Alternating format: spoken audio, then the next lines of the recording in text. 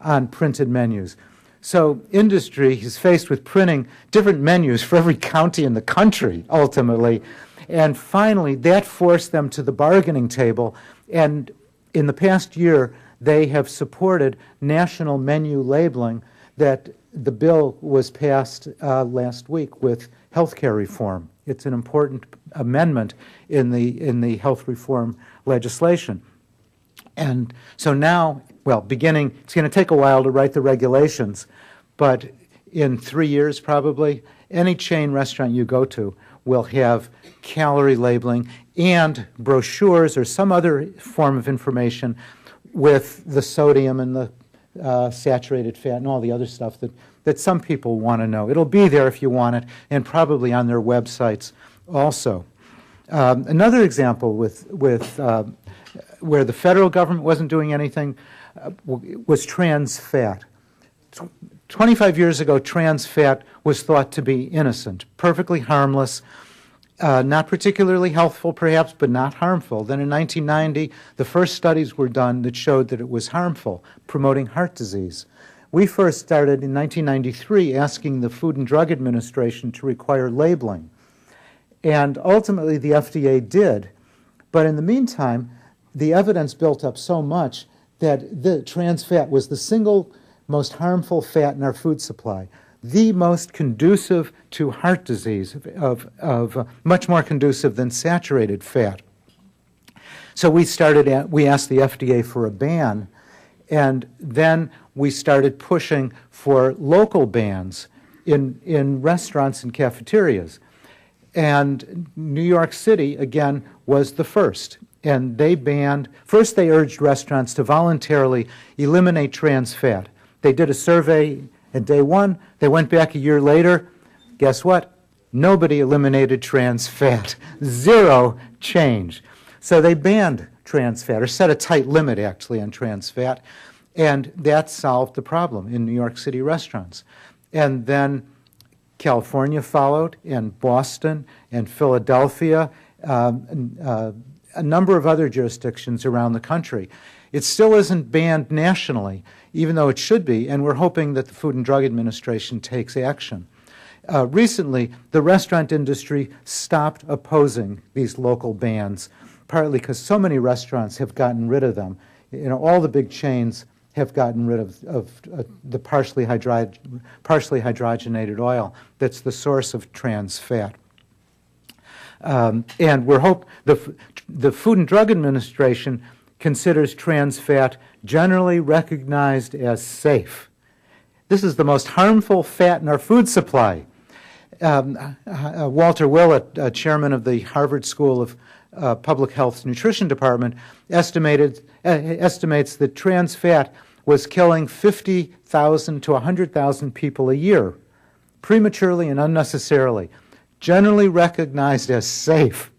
It's a farce. So we're urging the FDA to just get rid of it once and for all, as Denmark has. Just get rid of it and promote the public's health. We shall see what happens in the coming maybe even weeks or months. Another battleground has been schools. School meals have generally been reasonably good over the years because the government has had some nutrition standards in terms of you have to have fruits and vegetables and certain portions of meat and dairy foods to provide adequate nutrition for kids. In the last 15 years or so, there have been limits on the amount of saturated fat and total fat in the meals. And there's still some flaws. Way too much sodium in most school meals, not enough whole grains, possibly trans fat, but the government is in the process of improving the standards for those meals.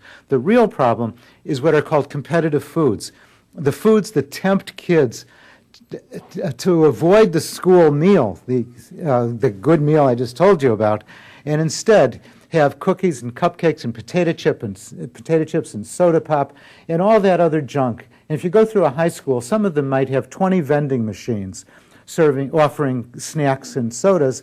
So why should that's nirvana for an average high school kid. plug a few quarters in and get a soda pop and some Twinkies, and wow, it makes up for having to go to math classes.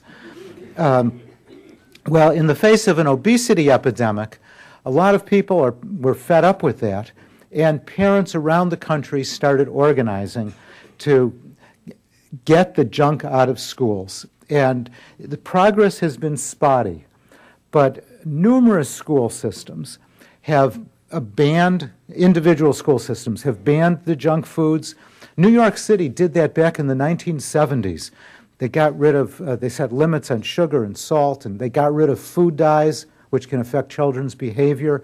And then not much happened. But in the last 5 years or so, 8 years, there's been a lot of activity. And I know a lot of the local school systems have taken action to improve the quality of those competitive foods or get rid of them. Soda pop was the #1 target because it was so conducive to obesity. Has pure junk. We call it liquid candy. Has no place in a school. Personal note. I'll leave that go. No, my sister got thrown out of school for eating a cookie in the hallway.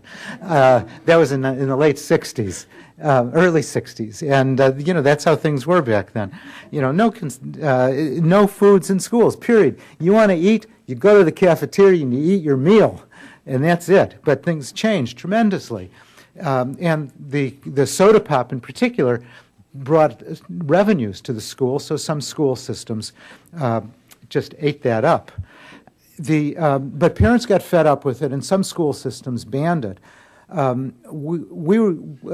We threatened to sue. Jan mentioned that we've used litigation as one means of encouraging change. We threatened to sue Coke and Pepsi for selling soda pop in schools. And just as the deadline for their decision came up, they agreed with the Clinton Foundation to get sugary soda pops out of all schools in the United States. And they've pretty much kept their commitment. They say it's something like 95, 98% out of schools. So it's a great achievement that started at the grassroots level. It really was the parents raising a ruckus, going to the school boards, and then it percolated up into state legislation and hopefully shortly into federal legislation. And PepsiCo just a few days ago agreed to get rid of sugary soda pop from high schools throughout the world. Coke wouldn't go along with that, but Pepsi did, and good for them. And it certainly avoids battles, everywhere from Australia to the Cameroons. One thing that I haven't talked about so much is the value of education, and that kind of undergirds a lot of things to inform the public, and then they'll make personal changes, and they're also likely to support policy changes. There's been very little of that from the federal government, but it's starting to change. The Recovery Act provides $650 million mostly for city and state health departments to mount education campaigns and to help programs. Things like smoking cessation campaigns, urban gardens, mass media campaigns to promote healthier diets, maybe even urging people to switch to healthier beverages instead of drinking soda pop. The money could help with food deserts, to plant some supermarkets in what have been deserts. The state of Ohio got $3 million, and Hamilton County, your competitor to the south, just got a grant for $7 million.